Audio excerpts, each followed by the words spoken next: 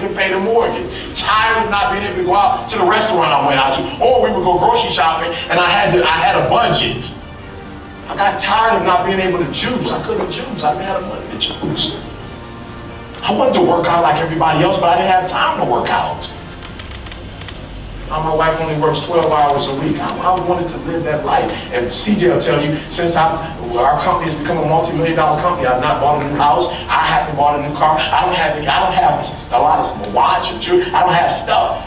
But it's a great feeling to know that I have options. If you're in this room and you're saying, E.T., man, I'm tired of losing. I don't care what it is, in your business, in your marriage, with your children, I don't know what it is, your health. You start, come on. You start in December, like you're ready. January, you buy all the equipment, and by February, you're drying clothes on your equipment. You're putting books on the equipment. You're not even using, you're tired of coming up short. Like I used to come up short. There's an area where you keep coming up short. I just want you to raise your hand. There's an area you keep coming up short. You're losing it. I used to, don't put your hands down, keep your hands up. That's why you lose it, because you don't have any stamina. Put your hands up. All right, say it with me. Ready? Come on, ready? Yep. From this day forward. Come on, say it like you mean it. From this day forward. This is your life. From this day forward. I will give my best. And nothing less. Come on, from this day forward. I will give my best. And nothing less. I owe it to myself. Come on, I owe it to myself. I owe it to my family. I owe it to this country. To give my best. And nothing less.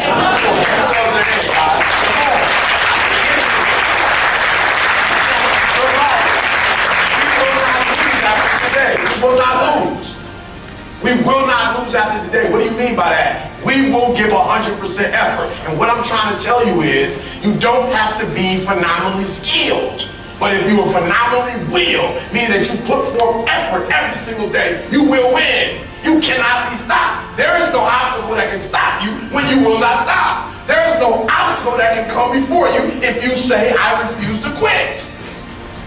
44 years old when I finally got the PhD. It does not matter. I did not surrender. I did not give up. I did not quit. Edit after edit, iteration after iteration, time and time again. I had to do it, but I did it over and over and over and over, and I defeated it. It did not defeat me. And so we will not lose in an area ever again. In your health, you will not lose. You will start and you will keep going. And if you stop, you will start all over again. I mean, very often we made decisions in our youth or very young about what to believe, about what we were capable of, about who we are as a person. And that becomes the glass ceiling, if you will, that controls us. There's a corny metaphor, but it's true. I remember one time I was with my family at the circus, and there was a person there, and they had this big giant elephant. And you look at this elephant, and they take this little rope, put it around the elephant's neck, and they drive this stake into the ground. And I mean, you look at this, and you know that elephant could rip down the entire tent with almost no effort. And yet, the elephant doesn't struggle, doesn't try. Why? Because the elephant's conditioned. And they take that elephant and condition the elephant when it's a baby elephant. That's how they train him. When it's a little baby elephant and it doesn't have the power yet, they put a big rope around it and they drive this huge stake in the ground, and the elephant fights and fights and fights. And one day, finally, that elephant decides, I'm not capable of pulling this out. And once that becomes the definition of an identity of anyone, an elephant in this case, they don't even try anymore. It's just who I am, that's how it is, that's just the way it is in my life. I'd like to ask you to take a look at any place you've got a limitation and ask yourself, when did I decide to accept that limitation? And you may not even see it as a limitation. You might see it as just, that's who I am. But so often in our lives, we've adapted to be a certain way so that we don't fail or so that people will like us or respect us, but it's not necessarily who we are. Joy comes when you're spontaneous. It's really hard to be truly happy when you're not being yourself. And most of us have no clue who we are. And so a big part of my work, if you've ever been to an event, you know, is to get people to do things spontaneously without thinking, because that's when the real you shows up. That's when the energy comes alive. And when you do that, when you start to connect to your true nature, suddenly there's energy available for you to set a higher standard for what you want in your life. That's what this is really all about. And when I talk about standards, when I talk about, shoulds versus musts, Think about your own life. I know there have been areas in your life where some point in time you just shifted and you raised the standard and your life changed. Because whatever people have their identity attached to, they live. We live who we believe we are. That's just how it works. It's just kind of like, I'll give you an example. Look at your physical body.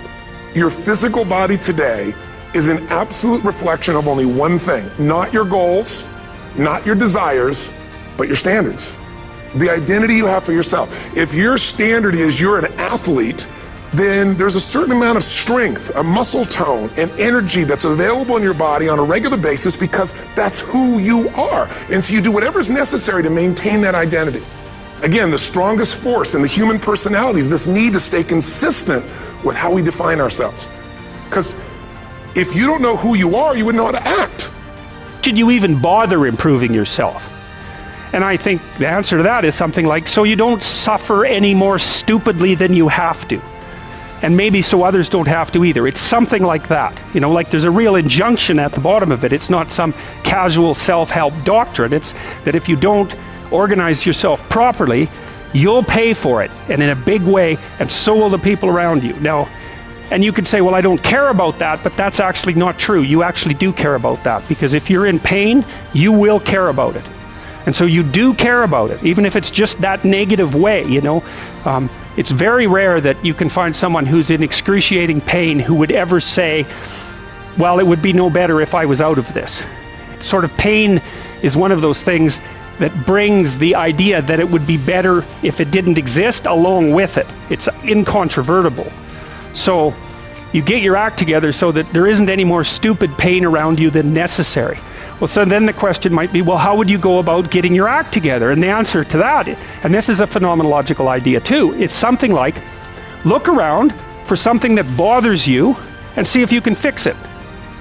So now you think, well, let's say you go into you can do this in a room. It's quite fun to do it just when you're sitting in a room, like a room, maybe your bedroom. You can sit there and just sort of meditate on it and think, okay, if I wanted to spend 10 minutes making this room better, what would I have to do? And you have to ask yourself that, right? It's not a command, it's like a genuine question. And things will pop out in the room that you know, like there's a stack of papers over there that's kind of bugging you, and you know that maybe little order there would be a good thing, and you know, there's some rubbish behind your computer monitor that you haven't attended to for like 6 months, and the room would be slightly better if it was a little less dusty and the cables weren't all tangled up the same way. And like if you allow yourself just to consider the expanse in which you exist at that moment, there'll be all sorts of things that'll pop out in it that you could just fix. And you know, I might say, well, if you were coming to see me for psychotherapy, this easiest thing for us to do first would just be to get you to organize your room. You think, well, is that psychotherapy? And the answer is, well, it depends on how you conceive the limits of your being. And I would say, start where you can start. You know, if something announces itself to you, which is a strange way of thinking about it, as in need of repair, that you could repair, then hey, fix it.